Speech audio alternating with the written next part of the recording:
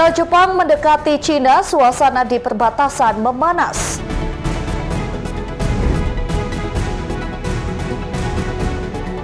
Iran blokir ekspor minyak Timur Tengah ke negara sekutu Amerika Serikat dan Israel.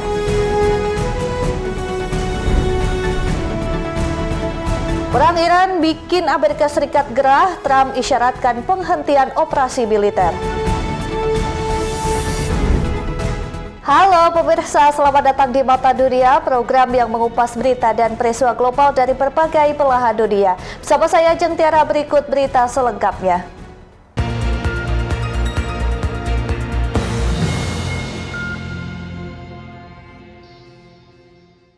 Kita awali dengan informasi yang pertama, pemirsa. Pemerintah Jepang akan mengerahkan sejumlah rudal jarak jauh sebagai bagian dari kemampuan serangan balasan di wilayah dekat Cina. Rudal Jepang mendekati Cina. 100 naval and coast guard ships. That's the highest numbers of vessels. Seiring ketegangan Jepang dengan China karena isu Taiwan meningkatkan kekuatan militer untuk menyerang, Tokyo mulai menempatkan rudal jarak jauh tipe 12 dengan kemampuan lebih mutakhir. Rudal ini bisa menjangkau wilayah Cina. NHK World pada Senin 9 Maret 2026 melaporkan, Kementerian Pertahanan Jepang mengirimkan peluncur, sistem pemandu, serta peralatan pendukung lain ke markas pasukan bela diri Jepang Darat di prefektur Kumamoto. Gelombang pertama dari rudal jauh tipe 12 akan segera dikerahkan. Langkah ini dijadwalkan rampung pada akhir Maret 2026. Kapol Sekretaris Kabinet Minoru Kihara mengatakan pasukan bela diri darat berencana menempatkan rudal permukaan ke kapal tipe 12 Jepang dengan jangkauan mencapai 1000 km di Kumamoto, wilayah Kyushu. Langkah Tokyo ini bagian upaya memperkuat kapasitas militer saat meningkatnya aktivitas Angkatan Laut Cina di Laut Cina Timur. Hubungan diplomatik antara Cina dan Jepang memburuk secara drastis dalam beberapa bulan terakhir. Ketegangan ini dipicu pernyataan Perdana Menteri Sanai Takaichi mengisyaratkan kemungkinan intervensi militer Jepang jika terjadi serangan terhadap Taiwan. Sebagai respon, Beijing menerapkan tekanan ekonomi termasuk melarang warga negara Cina mengunjungi Jepang sejak November 2025. Attack on Taiwan could prompt a military response. Informasi selanjutnya, Iran menyatakan akan memblokir ekspor minyak Timur Tengah ke negara-negara sekutu dengan Amerika Serikat dan Israel. Selain itu, Iran menyerukan negara-negara lain mengusir duta besar Amerika Serikat dan Israel jika ingin mendapatkan akses melintasi Selat Hormuz. Export of 1 liter. Korps Garda Revolusi Iran atau IRGC menyatakan akan memblokir ekspor minyak Timur Tengah ke negara-negara bersekutu dengan Amerika Serikat dan Israel pada Selasa 10 Maret 2026. Diberitakan Tasnim, blokade ekspor minyak ini akan berlangsung selama perang Iran belum berakhir. Hal ini disampaikan juru bicara IRGC Ali Muhammad Naini. Menurut Ali Muhammad Naini, kebijakan ini bisa berubah. Ketegangan di kawasan meningkat sejak Minggu 28 Februari 2026 saat Amerika Serikat dan Israel melancarkan serangan terhadap Iran dan menewaskan pimpinan tertinggi Iran Ayatollah Ali Khamenei. Kematian Ali Khamenei memicu perang kemudian meluas ke berbagai wilayah di Timur Tengah. Iran melancarkan serangan balik, meluncurkan drone dan rudal menargetkan Israel serta kepentingan Amerika di kawasan. Perang Iran berdampak pada jalur perdagangan energi global, lalu lintas pelayaran melalui Selat Hormuz diblokade. Selat ini merupakan jalur strategis dilalui hampir 20% pasokan minyak mentah dunia. Akibatnya perdagangan energi global mengalami gangguan serius. Pasokan Iran beberapa kali menyerang kapal tanker minyak yang melintasi jalur Hormuz. Harga minyak melonjak hingga melampaui $100 Amerika Serikat per barel. Ini masuk level tertinggi sejak invasi Rusia ke Ukraina pada 2022. Pada Senin malam 9 Maret 2026, IRGC menyerukan negara-negara lain mengusir duta besar Amerika Serikat dan Israel jika ingin mendapatkan akses melintasi Selat Hormuz. Iran before expressing hope that it does not happen. Ya pemirsa, Presiden Amerika Serikat Donald Trump mengisyaratkan keinginan mengakhiri operasi militer di Iran. Trump tidak memberikan waktu yang jelas mengenai kapan operasi di Iran akan dihentikan sepenuhnya. Presiden Amerika Serikat Donald Trump mengisyaratkan mengakhiri operasi militer di Iran. Isyarat ini muncul lantaran desakan sejumlah orang dekat lingkarannya. Mereka mengkhawatirkan dampak politik serta lonjakan harga minyak dunia akibat konflik berkepanjangan. Dilaporkan dari Wall Street Journal, Trump mengklaim misi militer di Iran sebagian besar mencapai target yang ditetapkan pada Senin 9 Maret 2026 di Florida. Trump meyakini perang di Iran akan berakhir sesegera mungkin. Meskipun begitu, Trump tidak memberikan waktu yang jelas mengenai kapan operasi di Iran akan dihentikan sepenuhnya. Tekanan terhadap Trump untuk mencari jalan keluar dari perang Iran dipicu oleh kondisi ekonomi global. Sejumlah penasihat mencermati dengan cemas saat harga minyak melonjak hingga melampaui $100 Amerika Serikat per barel. Stephen Moore, penasihat ekonomi eksternal Trump, mengungkapkan kenaikan biaya energi ini menjadi ancaman serius bagi daya beli masyarakat. Selain faktor ekonomi, para sekutu Trump juga mengkhawatirkan dampak politik menjelang pemilihan umum paruh waktu. Sekretaris Pers Gedung Putih Caroline Leavitt membantah keras desakan dari para penasehat mencari jalan keluar. Di sisi lain, Trump menyatakan kekecewaan atas penunjukan Mojtaba Khomeini, putra mendiang Ayatollah Ali Khomeini sebagai pemimpin tertinggi Iran yang baru. Langkah Tehran sebagai sinyal Iran tidak akan mundur. Beberapa pejabat Washington menyebut penarikan diri pasukan Amerika Serikat tidak akan mudah selama Tehran terus menyerang negara-negara kawasan dan Israel berniat menyerang target-target di Iran. Shipping passage, the Strait of Hormuz. Kabar berikutnya, sejumlah postingan di media sosial menyebut pasukan Amerika Serikat mulai menarik diri dari sejumlah pangkalan militer di kawasan Timur Tengah saat meningkat konflik dengan Iran. Ini memicu berbagai spekulasi di kalangan warganet.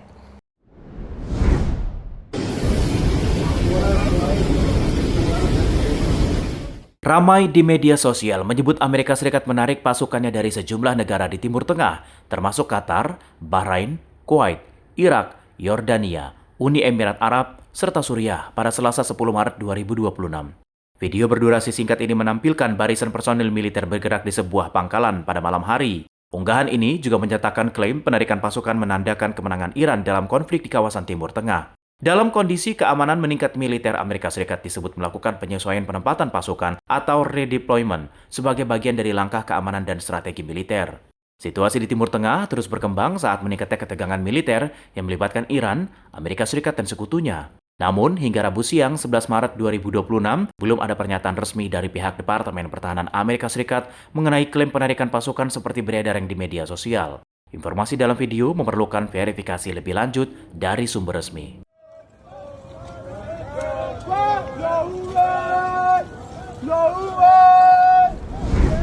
Pemirsa, informasi berita lainnya akan kami sajikan usai jeda berikut ini. Tetap saksikan Mata Dunia.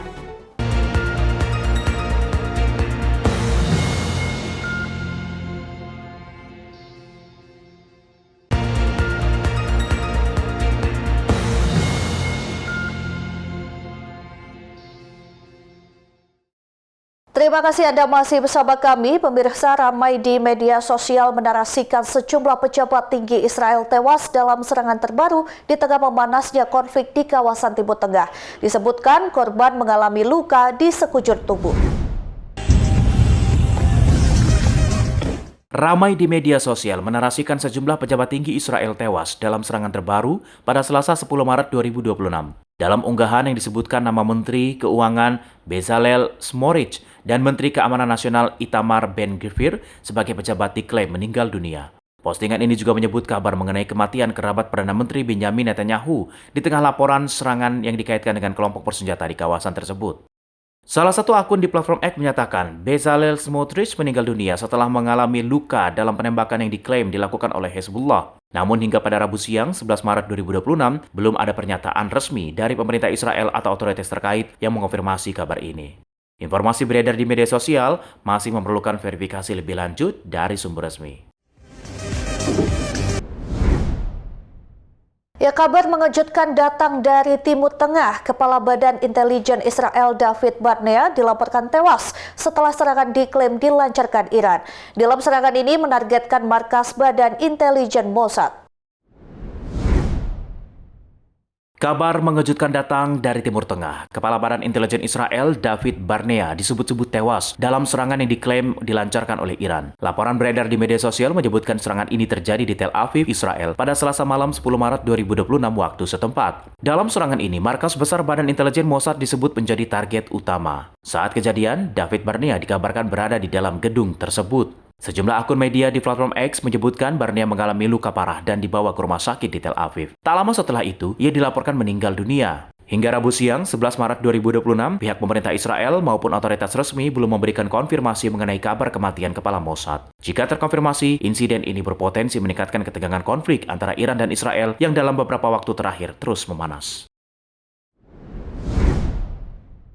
Informasi selanjutnya, sejumlah media di Iran menyebarkan spekulasi Perdana Menteri Israel Benjamin Netanyahu tewas atau terluka. Namun laporan ini tidak didukung bukti-bukti.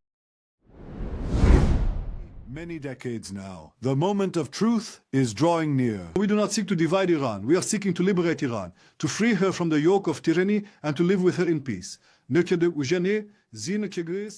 Sejumlah media dikaitkan dengan Iran menyebarkan spekulasi mengenai kondisi Perdana Menteri Israel Benjamin Netanyahu. Disebutkan kemungkinan Netanyahu tewas atau terluka di tengah konflik yang sedang berlangsung. Menurut laporan media Israel, spekulasi ini disebarkan kantor berita Iran Tasnim News Agency yang menyebut sejumlah kejanggalan informasi publik mengenai aktivitas Netanyahu. Dalam laporan ini, media Iran menyinggung rekaman video terbaru Netanyahu, laporan peningkatan keamanan di sekitar kediaman Netanyahu, serta penundaan kunjungan beberapa tokoh internasional. Laporan tidak menyertakan bukti konkret atau konfirmasi resmi menunjukkan Netanyahu benar-benar mengalami serangan atau terluka. Spekulasi semacam ini sering muncul di media sosial selama masa konflik, terutama di tengah meningkatnya ketegangan antara Israel dan Iran dalam beberapa waktu terakhir. Hingga Rabu siang 11 Maret 2026, otoritas Israel belum melaporkan ada insiden yang menyebabkan Perdana Menteri Benjamin Netanyahu terluka atau tewas. Beralih ke kabar lain, kolaborasi antara mendiang rapper Juice WRLD dan DJ Marshmello akhirnya terwujud. Mereka merilis lagu berjudul We Don't Get Along. Kehadiran keduanya menjadi perbincangan penggemar musik global.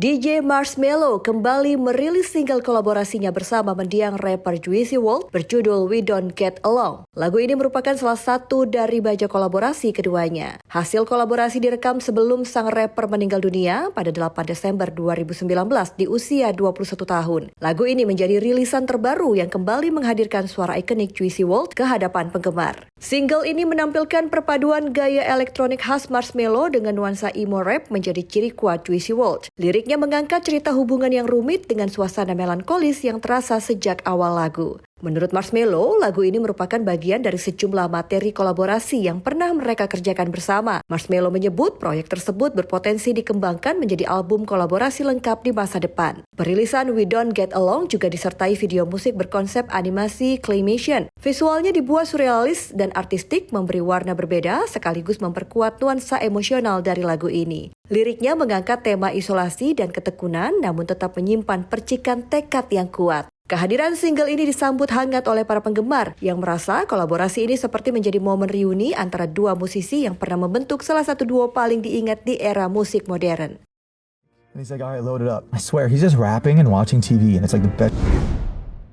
Selanjutnya, kabar datang dari penyanyi pop dunia Bruno Mars kembali mendominasi tanggal lagu internasional. Single terbarunya I Just Might menembus posisi nomor 1 Billboard Hot 100 dan menjadi bukti kuat popularitasnya belum tergantikan.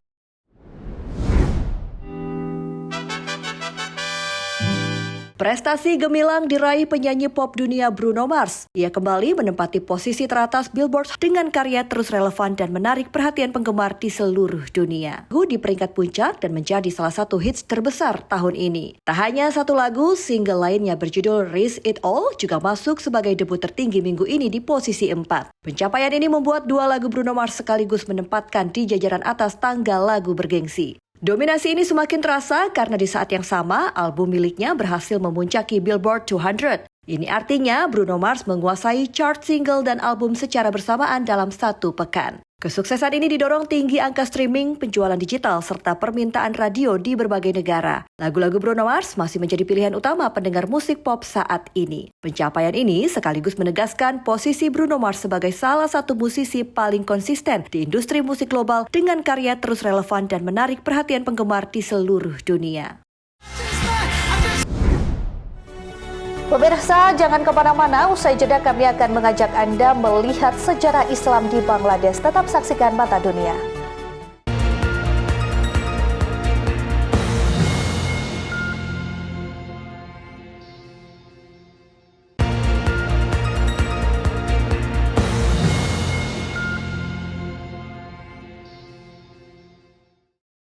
Anda kembali menyaksikan Mata Dunia. Pemirsa, Bangladesh dikenal sebagai salah satu negara padat penduduk di Asia Selatan.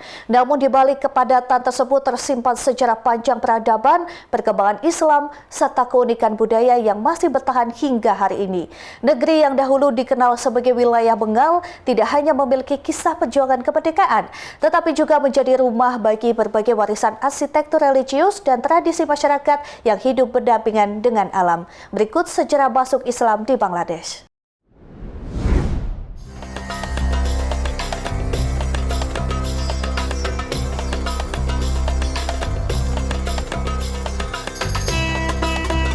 Wilayah yang kini dikenal sebagai Bangladesh dahulu merupakan bagian dari kawasan Bengal.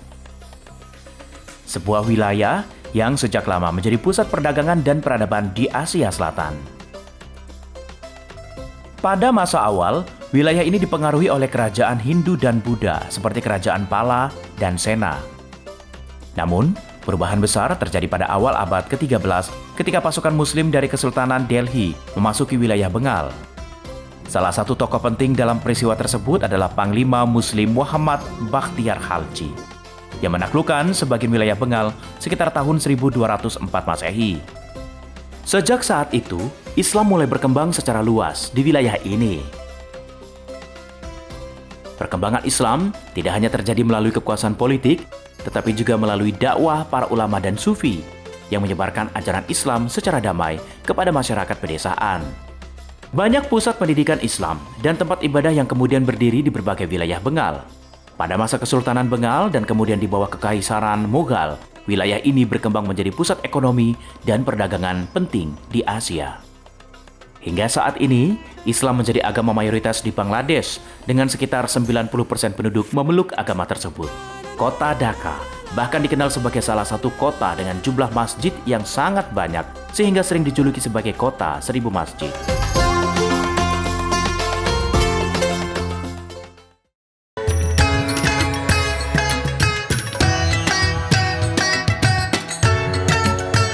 Salah satu simbol perkembangan arsitektur Islam modern di Bangladesh adalah Masjid 201 Kubah yang berada di distrik Tangayel. Masjid ini dikenal sebagai salah satu masjid paling unik di dunia karena memiliki 201 kubah kecil yang menghiasi seluruh bangunannya. Selain itu, terdapat satu kubah utama yang lebih besar di bagian tengah masjid. Pembangunan masjid ini dimulai pada awal dekade 2010. Oleh sebuah yayasan sosial bernama Rafiqul Islam Welfare Trust.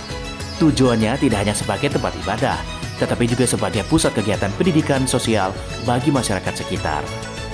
Keistimewaan lain dari masjid ini adalah menaranya yang sangat tinggi, mencapai sekitar 137 meter. Menara tersebut bahkan disebut-sebut sebagai salah satu menara masjid tertinggi di dunia. Dengan arsitektur yang megah serta desain yang unik, Masjid 201 Kubah kini menjadi salah satu ikon religi dan tujuan wisata religi yang menarik perhatian pengunjung dari berbagai negara.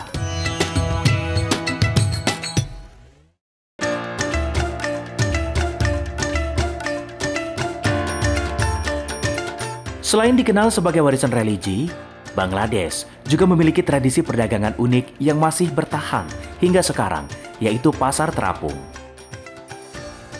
Pasar terapung ini banyak ditemukan di wilayah Barisal, sebuah daerah yang terkenal dengan jaringan sungainya yang luas. Bagi masyarakat setempat, sungai bukan hanya jalur transportasi, tetapi juga pusat aktivitas ekonomi.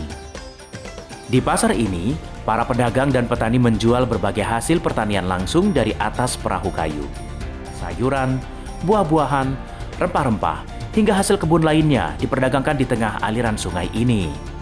Tradisi pasar terapung ini telah berlangsung selama ratusan tahun dan menjadi bagian penting dari kehidupan masyarakat pedesaan Bangladesh. Kini, pasar tersebut juga menjadi daya tarik wisata budaya yang memperlihatkan bagaimana masyarakat beradaptasi dengan lingkungan sungai yang luas.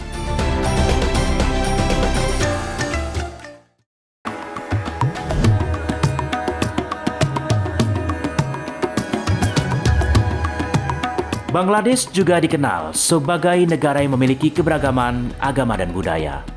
Salah satu contohnya adalah Bandarban Golden Temple yang berada di wilayah perbukitan Chittagong Hills Tract. Kuil yang memiliki nama resmi Buddha Datu Jadi ini merupakan kuil Buddha terbesar di Bangladesh. Bangunan ini berdiri di atas sebuah bukit sehingga menawarkan pemandangan alam yang indah di sekelilingnya. Kuil ini dibangun pada tahun 1995 dan menjadi pusat kegiatan keagamaan bagi komunitas Buddha di wilayah tersebut. Arsitektur kuil ini didominasi warna emas yang mencolok dengan bentuk yang menyerupai kuil-kuil Buddha di Myanmar dan Thailand. Keberagaman Bandarban Golden Temple menunjukkan bahwa Bangladesh tidak hanya kaya akan warisan Islam, tetapi juga memiliki keberagaman budaya dan agama yang hidup berdampingan dalam masyarakat.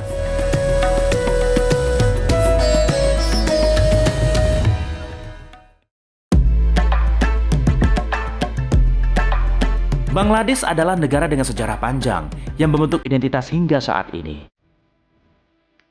Dari perjalanan masuknya Islam di wilayah Bengal, kemegahan masjid modern, tradisi pasar sungai yang unik, hingga keberadaan kuil Buddha yang megah di perbukitan. Semua itu menunjukkan bahwa Bangladesh bukan hanya negara dengan populasi besar, tetapi juga negeri dengan kekayaan sejarah, budaya, dan keberagaman yang menarik untuk terus dipelajari.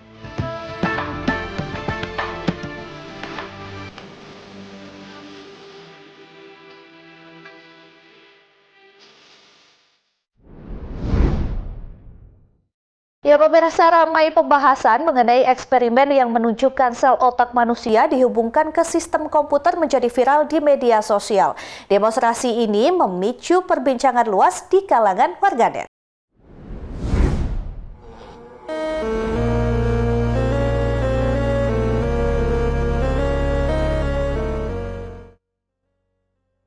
Koneksi sel otak manusia ke sistem komputer kini bukan lagi fiksi ilmiah, melainkan teknologi berkembang pesat yang kerap disebut sebagai biocomputing atau organoid intelligence atau OI. Video memperlihatkan demonstrasi teknologi komputer biologis dikembangkan perusahaan bioteknologi asal Australia, Cortical Labs. Sistem ini menggunakan jaringan neuron manusia ditumbuhkan di laboratorium dari stem cell, kemudian ditempatkan di atas microchip dilengkapi elektroda. Elektroda ini digunakan untuk mengirim dan menerima sinyal listrik antara sel saraf dan sistem komputer. Eksperimen ini menarik perhatian publik karena menunjukkan potensi baru dalam komputasi biologis. Di sisi lain, netizen juga menyampaikan kekhawatiran mengenai etika dan dampak teknologi ini di masa depan.